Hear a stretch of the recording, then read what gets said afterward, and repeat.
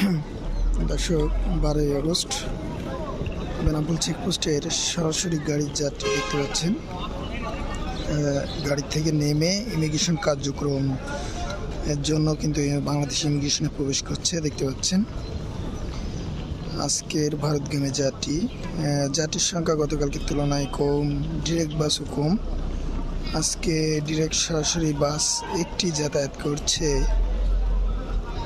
ঢাকা কলকাতাগামী। তার জন্য কিন্তু লোকাল যাত্রী আমরা দেখতে পাচ্ছি আজকে তুলনামূলকভাবে কম। অর্থাৎ শুক্রবার উপলক্ষে কিন্তু কিছু জিনিস দেখলাম গত কয়েক সপ্তাহ।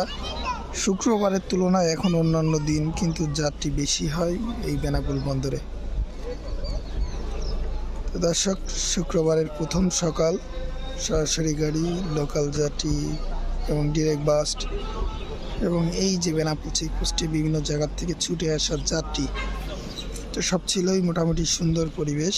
বেনাপোল বন্দর কর্তৃপক্ষ কিন্তু সব সময় যাত্রীর দিকে, যাত্রীর সহযোগিতা এবং যাত্রীর যে কোনো সমস্যা সমাধান করার জন্য কিন্তু তারা সবসময় সক্রিয়ভাবে কাজ করে যাচ্ছে। ধন্যবাদ জানাই বেনাপোল প্যাসেঞ্জার এবং বেনাপোল স্থলবন্দর টার্মিনাল কর্তৃপক্ষকে।